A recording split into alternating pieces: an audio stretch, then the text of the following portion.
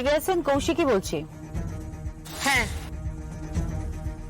দিব্যা সেন, আমি না খুব ভালো করে জানি যে তোমার নেক্সট প্ল্যানটা কি। এই মুহূর্তে তুমি আর দুর্গা দুজনে একসাথে বসে আছো ওই 42 নম্বর টেবিলটায়, তাই তো? আর এই কর্নারে যে গান বাজনা হচ্ছে যে জোনটাতে, ওইখানে একজন লোক দাঁড়িয়ে আছে। If I am not wrong, একটা সাদা কালো চেকস শার্টের ওপরে, তাই তো? হ্যাঁ, এই লোকটার কাছে গান রয়েছে, ফুললি লোডেড গান। আর ঠিক কোণে, মানে তোমার ডান দিকে আরেকজন লোক দাঁড়িয়ে আছে, বাটিক প্রিন্টের ব্ল্যাক কালারের ড্রেস পরে। ওর কাছেও আরেকটা গান রয়েছে।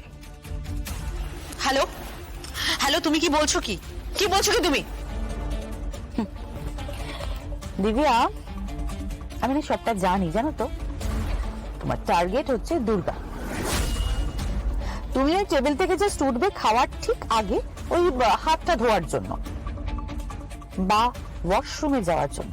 আর ঠিক তখন, ঠিক সেই সময়ে দুর্গাকে গুলিতে ঝাঁঝরা করে দেবে, তাই না?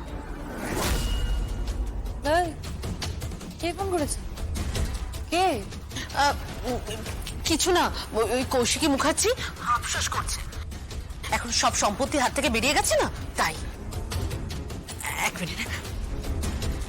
কৌশিকী, হ্যালো, শোনো, তোমার আর কিচ্ছু করার নেই, কিচ্ছু না। Game over, game over. Game তো সবে শুরু হলো Divya Sen. Game over. Hello hello hello,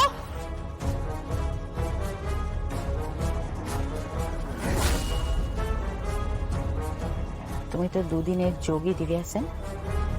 ভাতকে অন্ন বলতে শিখেছো। দুদিনের যোগী তুমি। Just wait and watch.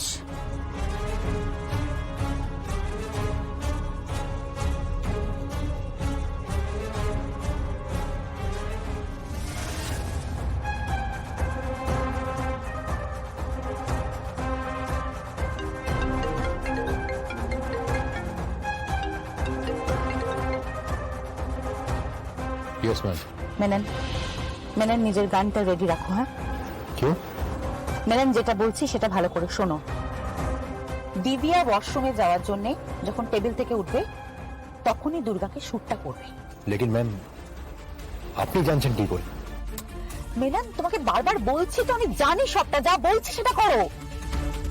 लेकिन मैम নিজেদের মধ্যে খেয়েও খেই করে মরছে এই পরিবারের লোকগুলো। লজ্জা লাগছে দেখতে।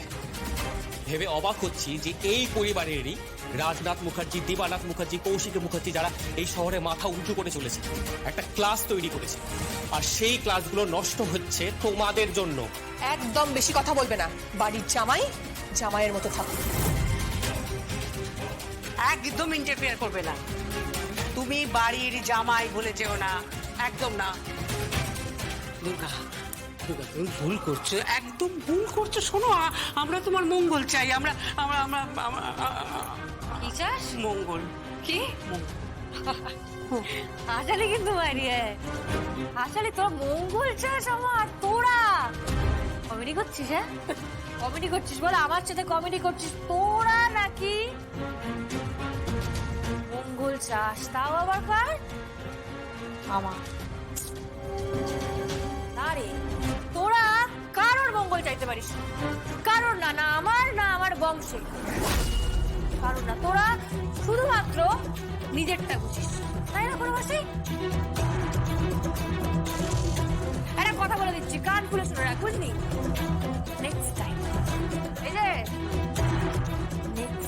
নেক্সট টাইম যদি ভুলের চেষ্টা হয় না, তাহলে কিন্তু আমিও হাতে হাতিয়ার তুলে নেবো। হ্যাঁ, এই কথাটা তোমরা সবাই কান খুলে শুনে রাখো। এমন কি গ্যারান্টি আছে দুর্গা যে যাকে এত ভরসা করছিস সেই তোকে মারছে না? এই সাবধানে বলার চেষ্টা করছিস তুই? দিব্যা সেন।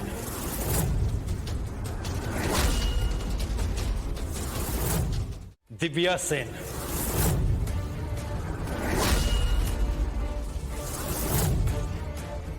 নেই। দিদিয়া আমার মুখের সামনে বসেছিল, ও আমাকে গুলি করতে যাবে কেন? হ্যাঁ, কে বলতে পারে? হয়তো সর্ষের মধ্যেই ভূত আছে। একদম ঠিক। ভেবে দেখো, কথাটা কিন্তু একদম উড়িয়ে দেওয়ার মতো নয়। শোন না, আমি না একমাত্র দিদিয়া সেনকেই বিশ্বাস করি, একমাত্র দিদিয়া সেনকেই ভরসা করি। কেন বলতো? কারণ আমার বিপদের সময় আর কেউ আমার পাশে ছিল না, শুধুমাত্র ওই ছিল আমার পাশে। না কৌশিকী মুখার্জি ছিল, না রাজনাথ মুখার্জি ছিল, না না আমার বাপ স্বয়ম্ভু মুখার্জি ছিল। ওকে বিশ্বাস করি না, একটা কেউ না।